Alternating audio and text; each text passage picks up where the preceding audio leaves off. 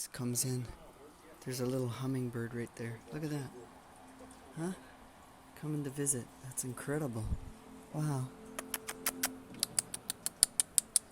He's so tiny. Whoops, sorry guys.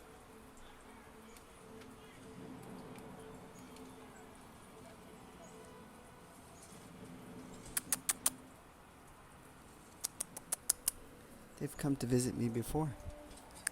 Oh, there, he flew away. I could hear him calling. He's sitting on my grape leaf. Anyway, we should start the video. That's one way to start it. Look at this. Pouring rain. Welcome to the wet coast. Oh, just wait. That's west coast. Okay, the real reason for today's video is this. We're going to do an unboxing and review of the 74 Plymouth GTX. That is today's cup of tea. Also, you know what? Before we get into that, I'm picking through my models to see which kits I want to take with me back to the middle of nowhere. I'm moving from Vancouver to Vancouver Island.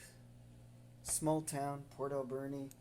Nothing there, not much to do. Well, there is and there isn't. But this gives me an opportunity to build stuff when I'm not working in my new position. So I'm gathering what I want to take.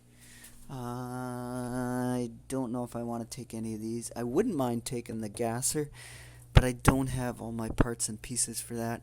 I thought of taking this, the Dodge, and the trailer, but you know, I've got some other stuff on the go.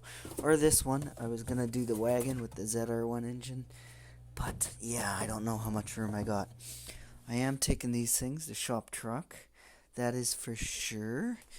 And I am taking the Grumpy's Vega because it was part of the Fred Henry group build. But, you know, I had to take 3 months off to go to the island to look after my mom. So, taking the Volare because it's mostly done.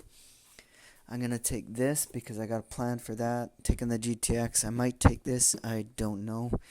I should do some other unboxings. Maybe the GTX, I should unbox it.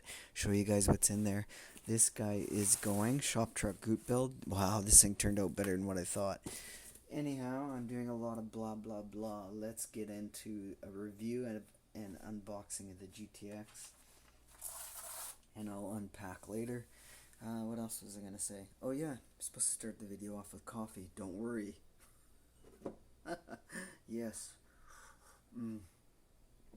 It's just a mixed blend. I'm getting rid of old coffee that's been sitting for a while. Anywho's, let's set the camera up so I can unbox this. How are we going to do this, Chuck? I actually did one video already on this, but it didn't turn out how I liked it. Whoops, sorry about that. Bumped your nose. So I'm making a second video, and I was just about to start it when I had the door opener here, and I heard the hummingbird chirping. They have a unique chirp. So let's set you up and we'll figure things out here. Now I hope this is coming in. So I did pay $10 for this. I bought it at an IPMS show. They had a swap and vendor section, swap meet vendor section. So I decided, you know what, $10, I got nothing to use. Dude said it was complete, and it looks complete. More or less, I wanted it for parts and pieces. I was going to say pizzas. Hey, substandard.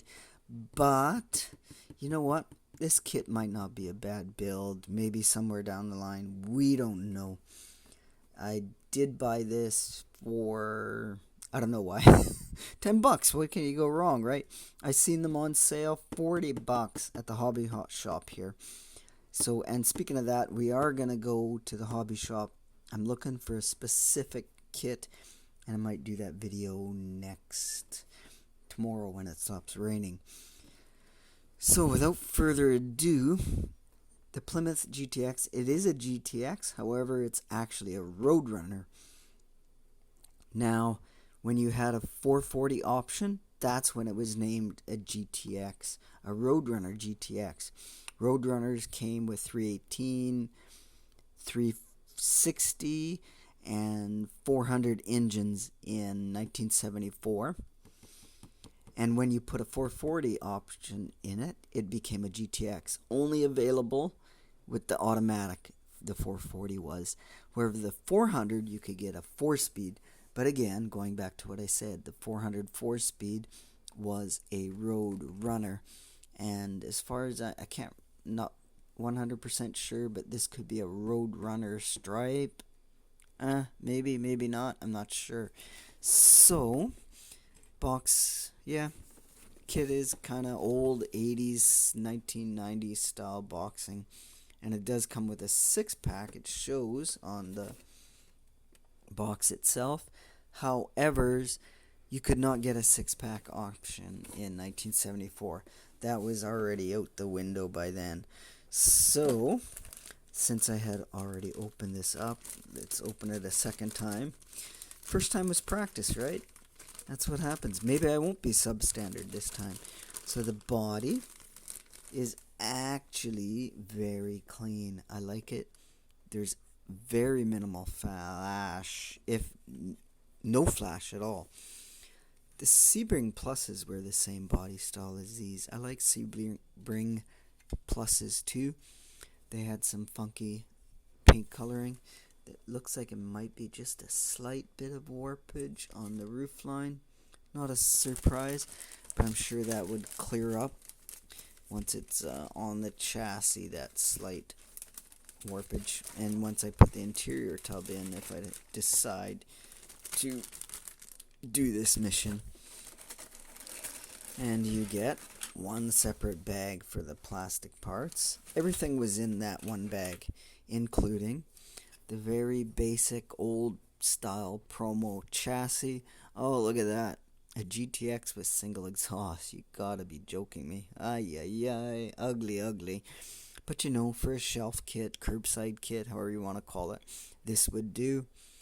You got 2 different heights for your front wheels. You can lower it or bring it whatever height. No height adjustment on here, but you could probably drill or whatever you want. Drill a hole or position a different hole. Very ugly, basic chassis. Torsion bar front end worked out so. K-frame, you know, nothing too fancy there, kids. What else do we got? Here's the interior tub. Very basic interior tub. I wonder if I can turn the light on. Hold on.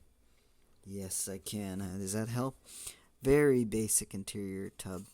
Details on the interior tub are so not bad. Nothing too fancy. Something I did like, back in the day, I loved these consoles with the ratchet shifters. They came with a click shift, or what do you call it now? I forgot. Yeah.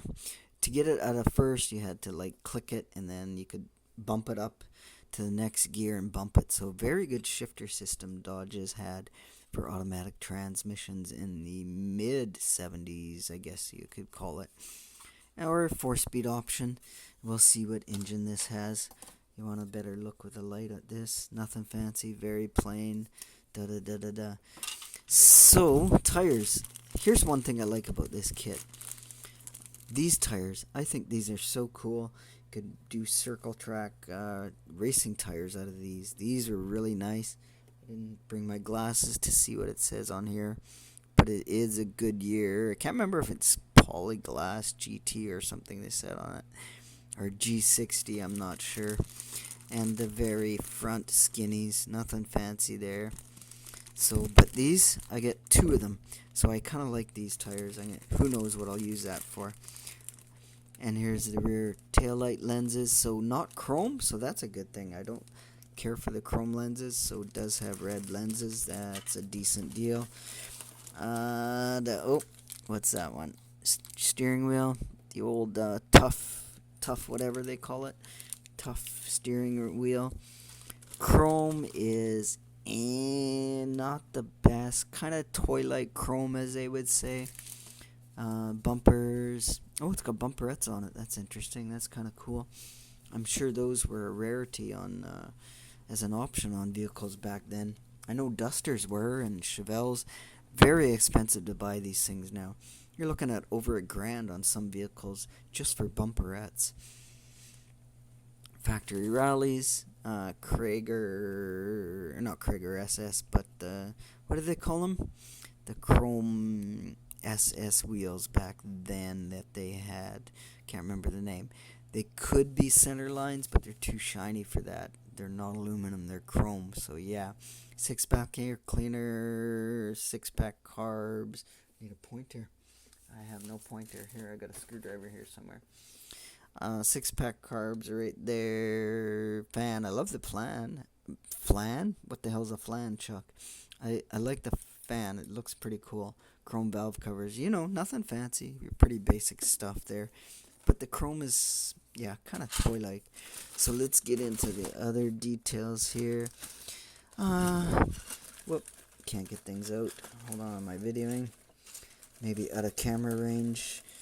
I don't want to tilt my camera too far over because it's going to fall out. That's what she said. Be careful. You might get fall out. The snorkel hood. It's kind of cool. I don't mind that. I like that style of hood. Oh, look at rear wing. What the hell is that? It very well could be that this wing came from the 1971 or 72 Roadrunner kit, if I remember. Because that kit had the Superbird option on it, if I remember. And if I could edit videos, I would show a picture of that 71 Roadrunner kit that had the Superbird nose cone and wing. But today, because we don't have a laptop, we can't edit anything, don't have a laptop charger, which we did pick up one. Front firewall, not